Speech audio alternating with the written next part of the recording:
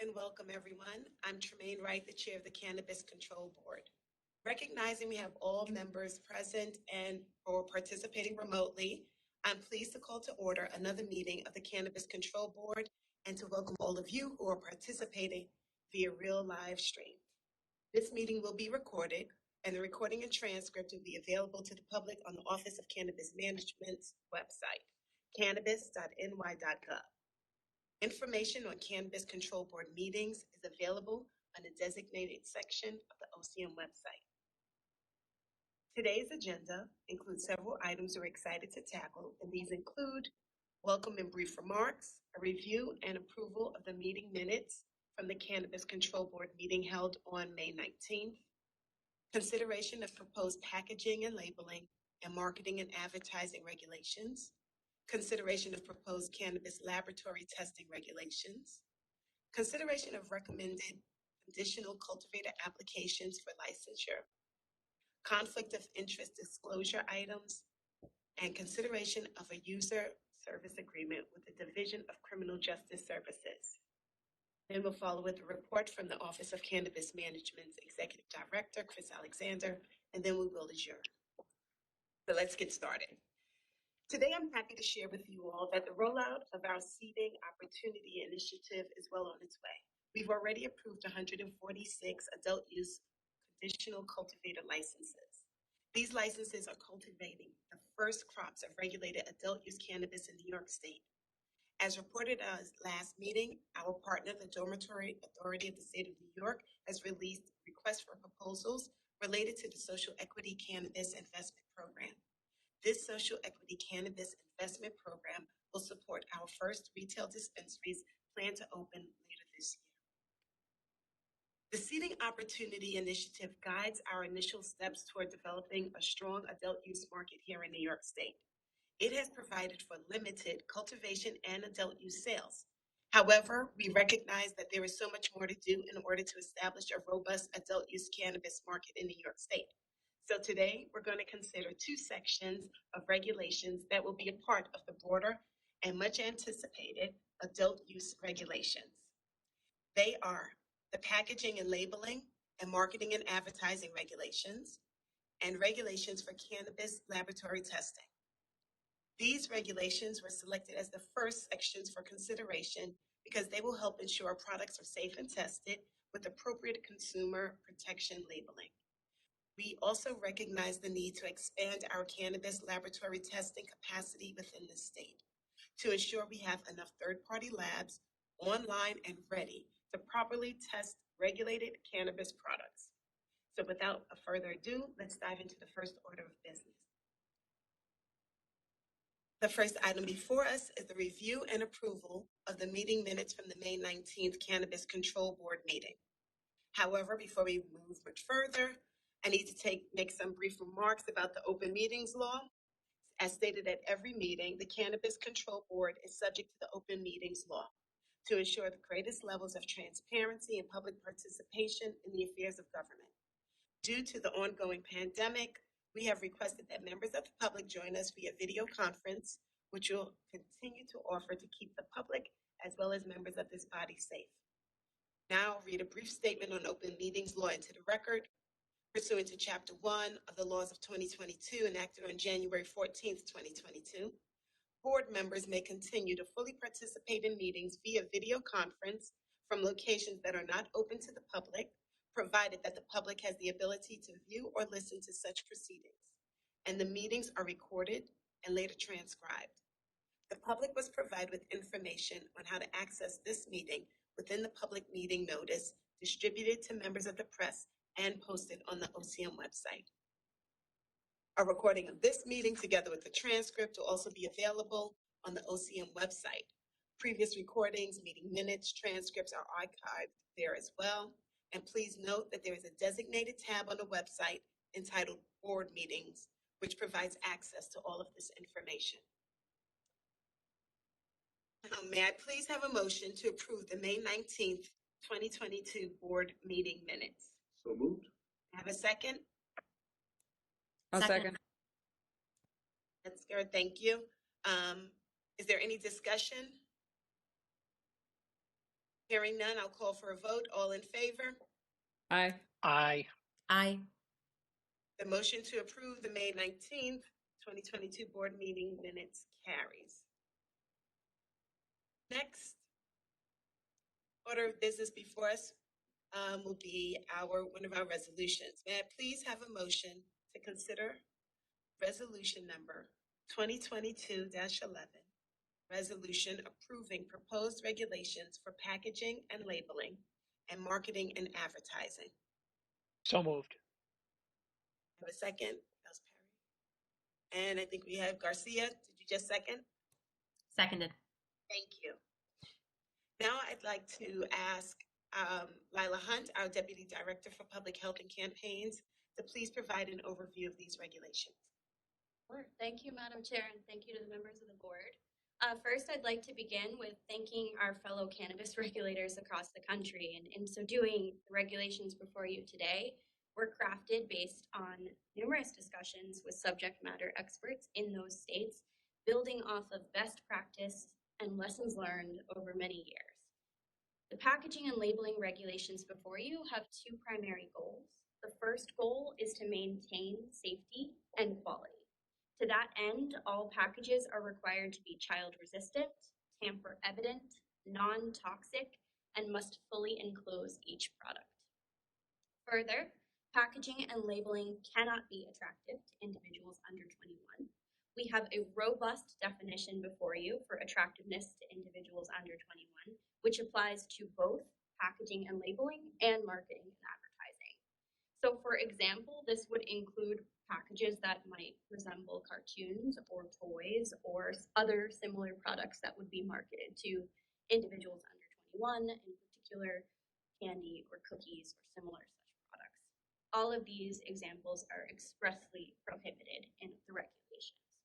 The second goal is to inform consumers about what it is they're consuming. So to that end, labels include any key public health messages, serving sizes, potency, ingredients, and usage and storage instructions. False or misleading statements or statements that make health claims will not be allowed. Further, and as seen on the screen here, a universal symbol will be included on all packages so that consumers know that it is a regulated product. New York State is the first state in the nation to have completed consumer testing of our universal symbol, and that feedback is incorporated in the image you see on the slide.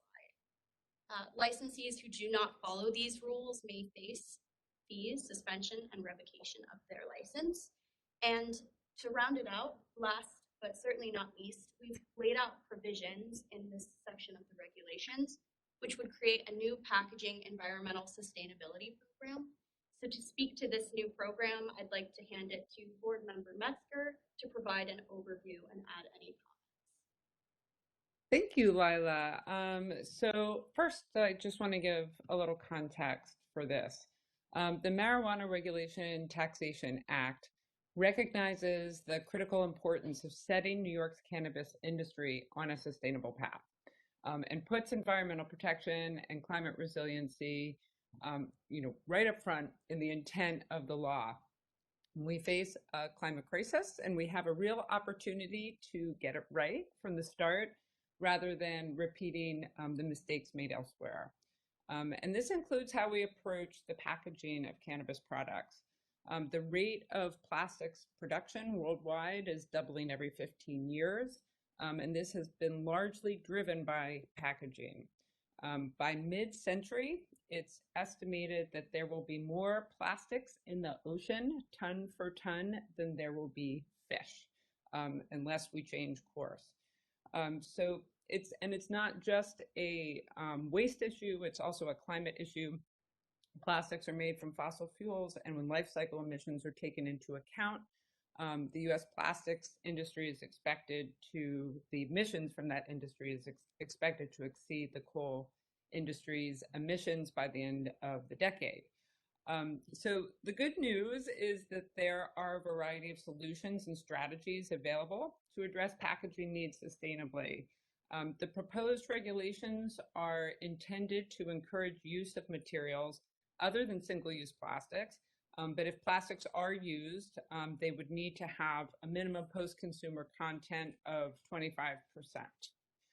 License applicants, depending on the license type, will be required to submit an environmental sustainability program for packaging as part of their application. And this would be a program of the applicant's own design. And the reason why it's being included in the application is because the MRTA directs the board to consider waste and single-use plastic specifically, along with other criteria in licensing decisions. I want to note that we've included language in the regulations that are intended to clarify and make it easier to pursue reuse and refilling strategies if that's something that licensees would like to pursue. It's one of the best ways, of course, of reducing waste. The proposed regulations also require some basic annual reporting so that we can establish a baseline of information and evaluate progress over time. So, as I said in the beginning, this is a real opportunity to set a sustainable course, and we look forward to getting the public's feedback on these proposed regulations. So thanks so much, and back to you, Lila. Jen. So next up, overview of Part 129, which is Marketing and Advertising Regulations. These regulations establish the rules for marketing and advertising adult-use cannabis products and businesses who make or sell them, ensuring that such marketing and advertising will first and foremost not appeal to youth or promote misuse. In so doing, it prohibits including images or audio of children or cartoons, including actors that are less than 25 years of age. And it is anticipated that licensees would have to ensure that audiences where such marketing and advertising was placed would be 90% 21 ages, the age of 21 or over. Further, to the point that media cannot promote misuse, we included warnings such as age restrictions and notes about responsible consumption, which must be in bolded text in a bright yellow box if in written media or stated audibly if not. Avoiding promoting overconsumption, being false or misleading, again, a similar theme from packaging and labeling, or suggesting products are safe or have curative, therapeutic effects would not be allowed. Further, advertisements and retail store signage must follow rules within their location, format, and content, such that they cannot be within 500 feet of a school or playground, and they cannot be in the form of a billboard. And again here, licensees who do not follow these rules may face suspension, cancellation, and revocation of their license and or fines. So thank you. I'm happy to answer any questions you may have. Thank you, Lila. And I'd like to open up the floor to the board members. Is there any discussion, question, or comments related to these proposed regulations?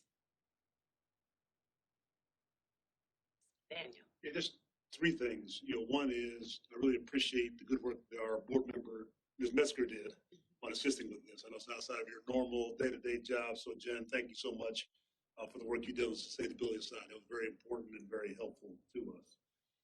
Second, I just want to thank the staff. I read through these in pretty good detail. I think you have looked at other people's mistakes as well as the good work they've done incorporating that.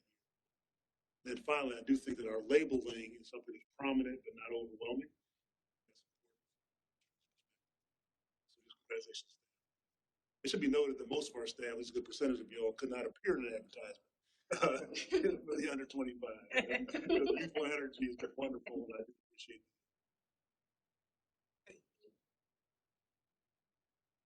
Other comments, questions? Okay, then I will call for a vote. Ms. Metzger, Aye. Ms. Garcia, Aye. Mr. Perry, Aye. Mr. McDaniel, Yes. and yes. So the motion to approve resolution number 2022-11, a resolution approving proposed regulations for packaging and labeling and marketing and advertising carries. Right. And now we're going to move to our second order. The resolution related to regulations for laboratory testing. May I please have a motion to consider and approve resolution number 2022-12, the resolution approving proposed regulations for laboratory testing? So moved. Metzger, may I have a second? Second. Daniel, thank you. And at this time, I'd like to ask Ms. Quackenbush, is she still available? She's online? Okay. Ms. Nicole Quackenbush, the Office's Director of Health and Safety, to provide an explanation of these proposed regulations. Thank you, Madam Chair. Thank you, members of the board, and good afternoon, everyone. The Cannabis Laboratory Proposed Regulations establish an application process that will allow us to permit independent cannabis testing labs, as well as approve laboratory testing firms. The existing independent laboratories that are already certified to test medical cannabis under the Department of Health would be authorized to test medical as well as adult use cannabis under the Office of Cannabis Management. Laboratories must be ISO 17025 accredited, as well as meet other quality assurance and staffing requirements. Ownership is prohibited from having a direct or indirect interest in any other registration or license type under the cannabis law. Laboratory sampling firms, which would be independent of the registered organizations or licensees for adult use, would be collecting the samples from the registered organizations and licensees for lab testing to ensure that there are random sample collections to help protect public health and safety. The proposed regulations also include requirements for a state reference laboratory so that we may test when needed for quality assurance matters and to assist with laboratory methods development. Thank you, and I'm happy to answer any questions that you may have. Thank you, Nicole. I'd like to ask of the board, are there any questions, comments, and or discussion? McDaniel, I see. I have heard, through the grapevine, that other states have had a problem with people gaming the testing system. And as I read these regulations, it seemed like we had taken that into account by having some overlays and multiple tests of the testers, if you will. But Nicole or Chris, can you talk a little bit about how you consider that concern in these regulations? Sure. So the regulations include the independent sampling firms to collect the samples so that the licensees are not selecting specific samples. They're randomly collected. Additionally, there is no ownership intermingling with the sampling firm as well as the licensees or the registered organizations to promote that third-party scenario with the sampling firm collecting.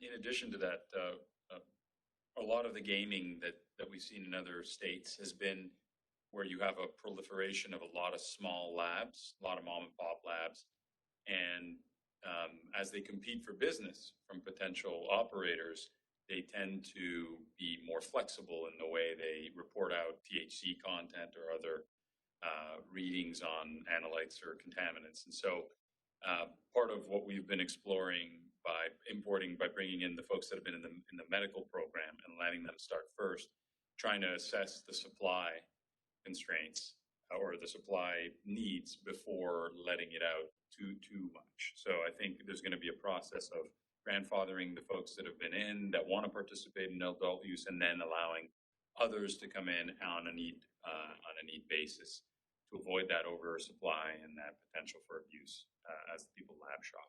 That's what we heard from a lot of other regulators in other states. That's great to hear. I think just another example of you all as a staff looking at other regulations, other states, seeing what the issues have been, and incorporating them into our regulations. Thank you. Are there any other questions or comments?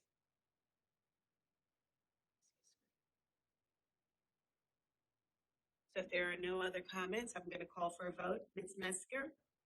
Aye. Ms. Garcia? Aye. Mr. McDaniel? Aye. Mr. Perry? Aye. I vote in affirmative as well. So the motion to approve resolution number 2022-12, resolution approving proposed regulations for laboratory testing carries. Now we'll move over to our conditional cultivator applications for licensure. Concerning the next order of business, may I please have a motion to consider resolution number 2022-13, resolution approving conditional cultivator applications for licensure. So moved. Oh, second. Thank you.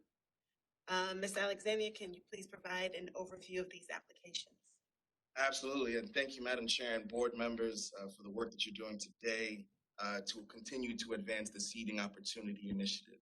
We're so thrilled to again present to you some applications for consideration.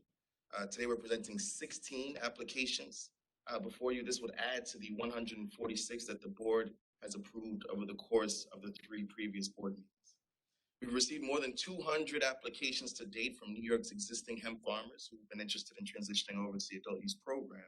And we continue to work with applicants to complete these applications.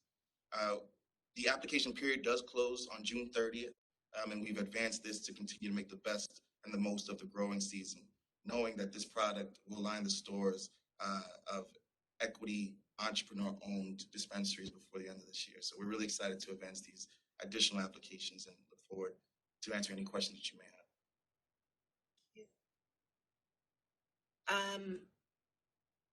Are there any questions, comments?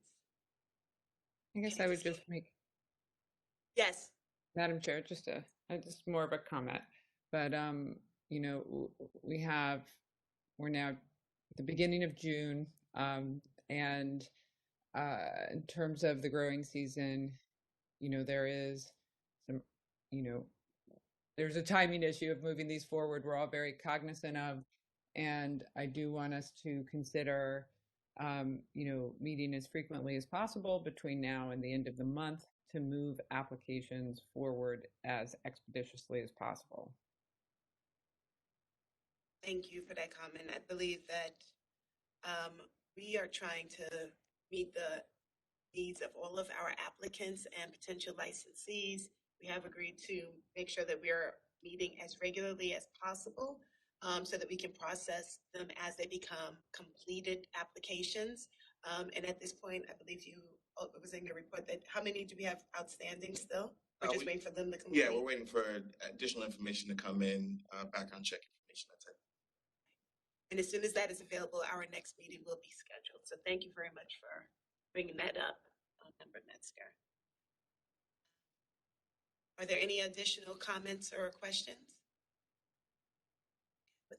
Hearing none, I'll call for the vote. Ms. Metzger? Aye. Ms. Garcia? Aye. Mr. McDaniel? Aye. Mr. Perry? Aye. I vote in affirmative as well. So the motion to approve resolution number 2022-13, resolution approving conditional cultivator applications for licensure carries. Our next order of business is consideration of 2 conflict of interest disclosures.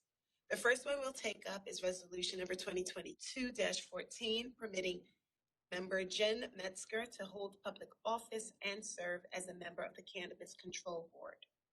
May I please have a motion to consider and approve resolution 2022-14, permitting Jen Metzger to hold public office and serve as a member of the Cannabis Control Board. So moved. May I have a second? I'll second. Thank you, Ms. And Garcia. Madam Chair, I'm sorry, I'm going to recuse myself from this. Yes. Mr. Alexander, can you please provide us with some background regarding the need for these types of resolutions? No problem. Pursuant to Article 2, Section 7 of the Cannabis Law, board members and office staff must disclose and seek approval to participate in other public offices or boards. We've advanced previous resolutions like this in the past. This resolution provides express written permission for board member Metzger and a member of our staff to continue to serve on the boards that they currently serve on. Thank you. Is there any discussion, question, or comments? Mr. Perry? Yes, I don't know how we can move or vote on this without knowing what those other boards that they intend to serve on are. Sure thing, board member, if I can respond. Yes, please. Sir, for Board Member Metzger, it's the Ulster County Land Bank Development Corporation.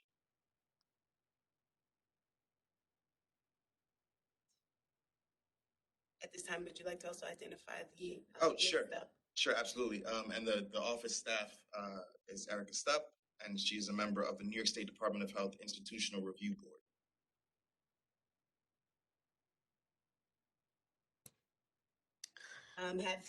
Has this gone, I guess one of the other questions would be, has our council reviewed this and Yes. explored any conflicts that might arise? And have they spoken to each of the people that are seeking this disclosure resolution? Yes, they have. Okay. May I suggest a friendly amendment to both of these resolutions to specify which public office we are giving approval to participate? Yes. We may, do we have a hard copy of the resolution? Right. So I believe it recognizes, it is on the it should be the last paragraph of the resolution. It currently reads, resolved, the board provides its express written permission for Jen Metzger to continue to hold the following public office: Ulster County Land Bank Development Corporation member.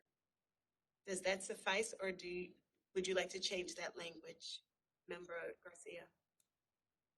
That suffices, provided that it's in the resolution. Okay, yes. So just to be clear, we are not going to, so there is no amendment that fails. That is being withdrawn. The resolution, the last paragraph of the resolution and the resolved paragraph identifies the service or the board which our member and or staff will be participating on in each case. Are there any other questions or concerns? Okay. Then I'll call for a vote. Ms. Garcia? Aye. Mr. McDaniel? Aye. Mr. Perry? Aye. Affirmative as well. The motion to approve resolution number 2022-14 carries. And now for our second conflict of interest disclosure resolution. I'm going to ask, may I please have a motion to consider resolution number 2022-15 permitting Erica Stupp to hold public office and serve as a member of the Office of Cannabis Management. So move. I have a second. Second. Second. Is there any discussion or comments regarding this resolution? And just for sake of clarity, I just want to read the resolved paragraph into the record. Resolved, the board approves its express written permission for Erica Stupp to continue to hold the following public office: New York State Department of Health Institutional Review Board member. Are there any questions or comments? The board? Ms. Garcia? Aye. Oh, I'm sorry. I'll call for the vote. I'm sorry. Ms. Garcia? Aye. Ms. Metzger? Aye. Mr. McDaniel? Aye. Mr. Perry? Aye. I vote in the affirmative as well. The motion to approve resolution 2022-15 carries.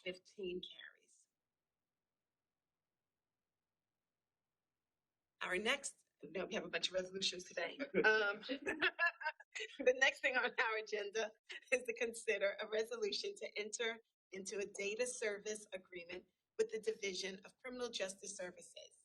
May I please have a motion to consider resolution number 2022-16, which is a resolution to authorize the Executive Director of the Office of Cannabis Management to implement a user service agreement between the Office of Cannabis Management and the Division of Criminal Justice Services. So moved. McDaniel, may I have a second? Second. Ms. Garcia. At this time, I'm going to ask Mr. Alexander, could you please provide us with some background regarding the need for this resolution? Absolutely, Madam Chair. This resolution is a little administrative in nature, but it is very important. Section 138 of the Cannabis Law authorizes the board to request, receive, and review criminal history information through the Division of Criminal Justice Services. With respect to each applicant who appears before the board seeking a registration, license, permit, or authorizations to engage in regulated activities. This resolution will put that into practice and allow OCM staff to utilize that access to conduct background checks. Thank you, Chris. Is there any discussion, comments, or questions? Board? Okay. Hearing none, I will call for the vote. Ms. Garcia, Aye. Ms. Metzger, Aye. Daniel, Aye. Mr. Perry, Aye. and I vote in the affirmative as well. The motion to approve resolution number 2022-16, resolution to authorize the executive director of the Office of Cannabis Management to implement a user service agreement between the Office of Cannabis Management and the Division of Criminal Justice Services carries. Now I'd like to ask Ms. Alexander, would you please share with us the executive director's report? Thank you again, Madam Chair. We are so excited of the outreach and support and public engagement that we've had around our card opportunity, the conditional adult use retail dispensary opportunity. We actually, to help inform the public, hosted 2 virtual meetings after our last meeting. We called them Get Ready, Get Set workshops to prepare eligible New Yorkers for the opportunity that's oncoming and to hear directly from communities about this opportunity and answer any questions that they may have. We focused on engaging individuals with convictions by leaning on community-based organizations who serve said population, while also leaning on the small business community to identify as well business owners who also meet the eligibility criteria. We also held 2 learning sessions where we heard directly from the public on input, etc., on the opportunity on May 17th and another the day following. First was, am I eligible for card? And the second was, how can I prepare my community for card? Sorry, apologies. The 2 learning sessions, listening sessions were called How to Support Cannabis Cultivation in New York State. Session 2 was as how to ensure equity in New York's cannabis economy. So we're really pleased with the input that we received from the public and for those who engaged with us and with our office. And we encourage the rest of you out there listening to continue to do so. And you can submit your comment on the regulations, or you could have submitted up until yesterday when the regulation period closed. So we thank you to all who have engaged with us and have submitted comments. I also wanted to let the board and the public know the work that the office is doing to expand licensing and regulatory compliance within the cannabinoid hemp program, specifically the retail outlets selling cannabinoid hemp or CBD products. We're advancing a multi-pronged strategy to ensure that these businesses become compliant in the next few months and become fully in line step with the regulations that were advanced by this board a few months ago. This outreach will include several different tactics, including a digital and on-the-ground outreach campaign. And we are growing our staff to ensure that we're able to meet those demands. We're also going to continue to use this platform, our board meetings, to encourage and to direct these businesses who are engaged in practice and hoping to one day transition to adult use practice as well to come into compliance with the cannabinoid hemp program. We are leaning on our industry associations, elected officials, and other community-based organizations to assist with this process. And we want to make sure that even though we've started with an educational approach, this is a requirement. So in businesses that are unable to come into compliance are at risk of losing their existing registration or may experience other fines or fees. Lastly, I will continue to provide the board with updates on this important initiative and outreach. Lastly, I wanted to let the board know and the public that due to a clerical error in the regulations posted for home cultivation of medical cannabis, the comment period is actually being extended an additional 45 days to ensure that the public is able to meaningfully provide their input on the correct draft of regulations. The regulations will be posted in the State Register on June 8th, and all comments received so far will still be considered, but we do want to let patients know that we are considering all the input that they provided and making sure that we have a robust and responsive medical home cultivation program that is tightly regulated and meets the needs of patients. Thank you, Madam Chair, and that concludes my report today, unless any board members have a question. Any questions or comments? Thank you, Chris. Appreciate that report and all the work that the office is doing. So, moving forward, and it's really wonderful to have the outreach that we have going on with the community right now. So I want to say thank you for that. There's been a lot of feedback from organizations and just local people asking, and we responded. So thank you very much, and I hope that we can continue to meet the needs of our community that way. So it's very effective for them. Thank you. And now a note on our next board meeting. I do want to note that the board's time, location, and live stream link will be shared on cannabis.ny.gov in advance of the next Cannabis Control Board meeting. A recording of today's meeting, our meeting minutes, and a transcription will be posted as well. And as today is June 1st, we just want to say happy Pride Month, and that we hope that people are able to come together, celebrate, that we will be able to join some of these celebrations to make sure that we're present to not only support Pride throughout New York State, but also to make sure that that community is well aware of everything that's happening in cannabis in New York State as well. So thank you. This concludes today's agenda. Forward to see you again soon.